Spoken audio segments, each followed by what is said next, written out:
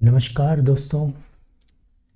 क्या एक political party हमेशा नेशनल पार्टी का दर्जा बरकरार रख सकती है और क्या एक स्टेट पॉलिटिकल पार्टी हमेशा एक स्टेट पॉलिटिकल पार्टी का दर्जा बरकरार रख सकती है?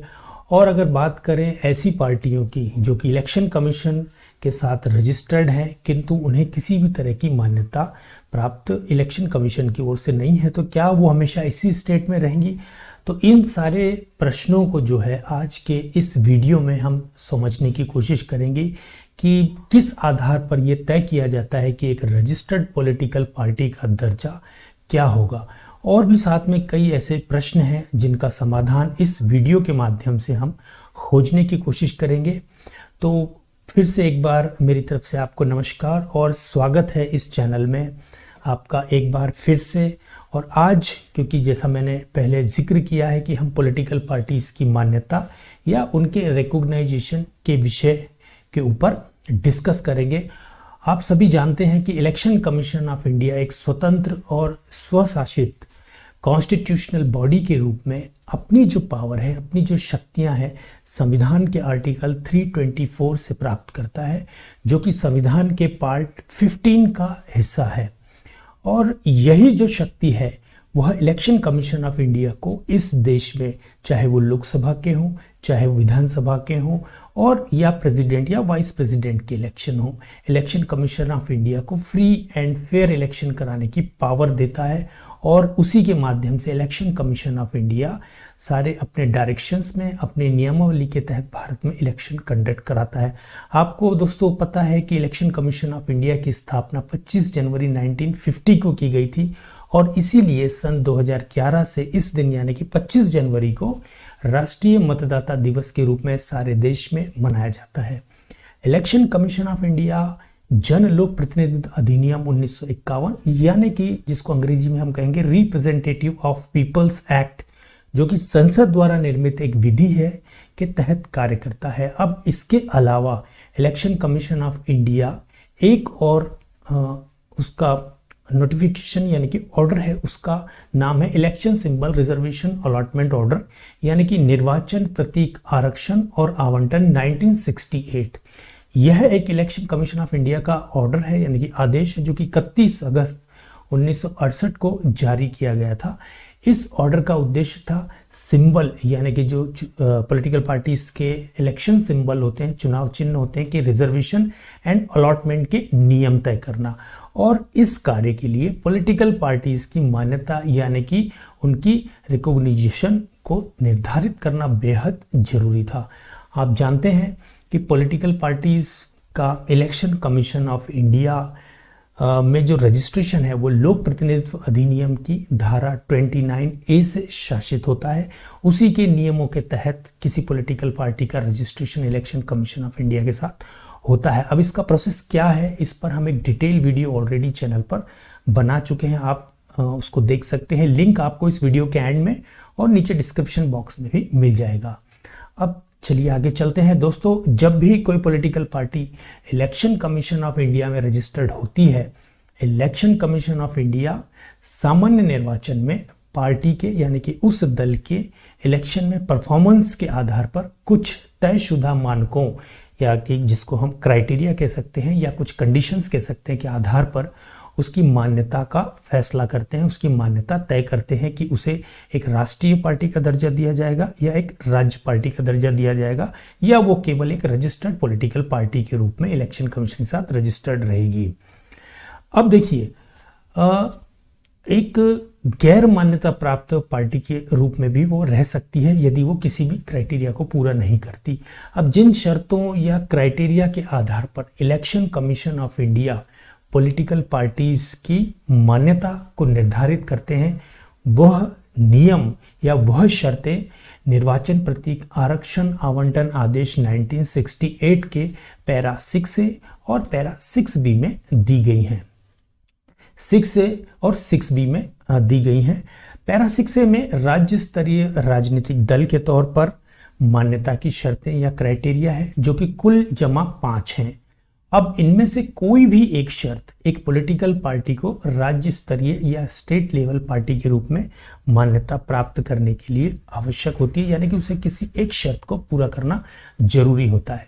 अब आइए चलिए बात करते हैं इन शर्तों की। क्या वो मानक है जिसके आधार पर एक पॉलिटिकल पार्टी को स्टेट पॉलिटिकल पार्टी का दर्जा दिया जाता है। क्राइटेरिया नंबर 1, जिस भी पॉलिटिकल पार्टी के द्वारा उस राज्य की विधानसभा के पिछले आम चुनाव में टोटल यानी कि कुल डाले गए वैध मतों में से 6% से कम मत प्राप्त नहीं किए हों, यानी कि मिनिमम 6% प्राप्त किए हों, प्लस कम से कम 2 सदस्य निर्वाचित कराए हों, यानी कि राज्य विधानसभा के लिए 2 उसके कैंडिडेट जीते हों। सेकंड क्राइटेरिया, उस राज्य में पिछले लोकसभा के साधारण निर्वाचन में उस दल द्वारा कुल वैध मतों के 6% से कम मत प्राप्त नहीं किए हों, प्लस एक और साथ में कंडीशन है कि लोकसभा के लिए कम से कम 1 सदस्य निर्वाचित कराया हो।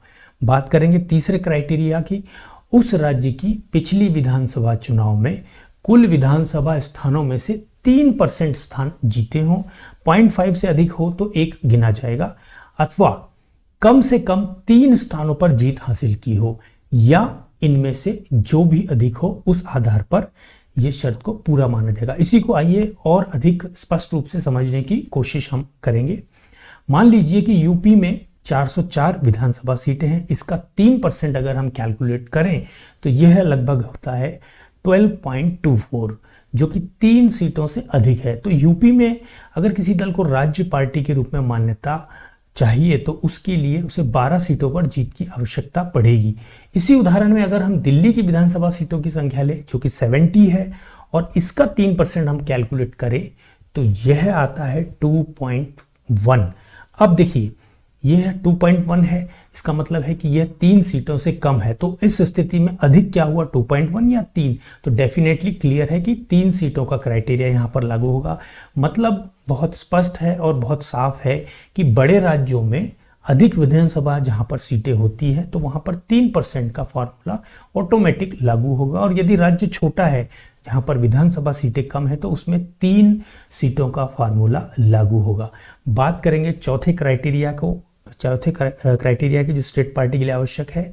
तो पिछले लोकसभा चुनाव में राज्य की प्रत्येक 25 लोकसभा सीट या सदस्यों के पीछे या उनके किसी भाग के लिए कम से कम 1 सदस्य का निर्वाचन कराया हो।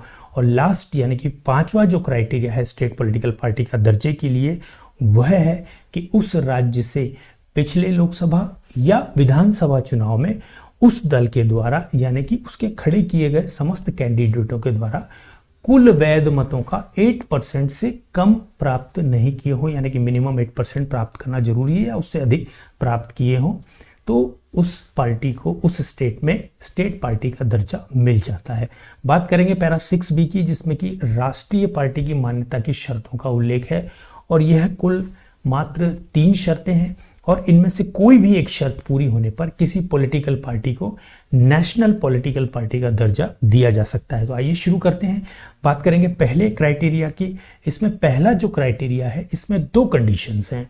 पहली कंडीशन है कि लोकसभा या संबंधित राज्य की विधानसभा के पिछले साधारण निर्वाचन में किन्हीं 4 या अधिक राज्यों में उस दल के द्वारा प्रत्येक राज्य में डाले गए कुल वैध मतों की 6% से कम मत प्राप्त नहीं किए गए हों। दूसरी कंडीशन है कि पिछले लोकसभा इलेक्शन में कम से कम 4 स्थान उसने जीते हों। अब यह एक राज्य से भी 4 स्थान हो सकते हैं या अलग अलग राज्यों से भी हो सकते हैं, इससे कोई भी प्रभाव उसकी मान्यता के ऊपर नहीं पड़ेगा। बात करेंगे दूसरे क्राइटेरिया की।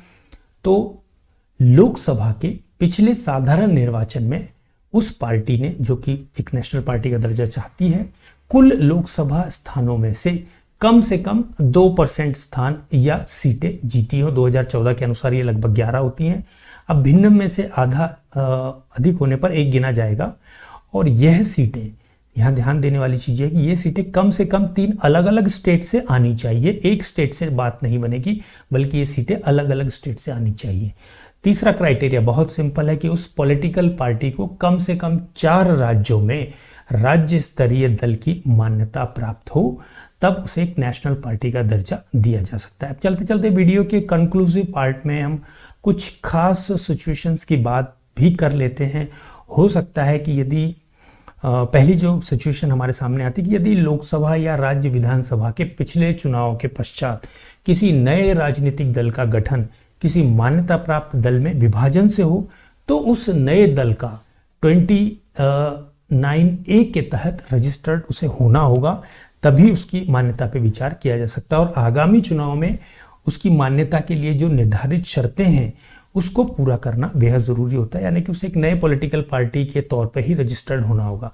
दूसरी सिचुएशन यह भी हो सकती है कि मान लीजिए कि यदि लोकसभा या राज्य विधानसभा के निर्वाचन के पश्चात कोई निर्दलीय पार्टी में सम्मिलित हो जाता है।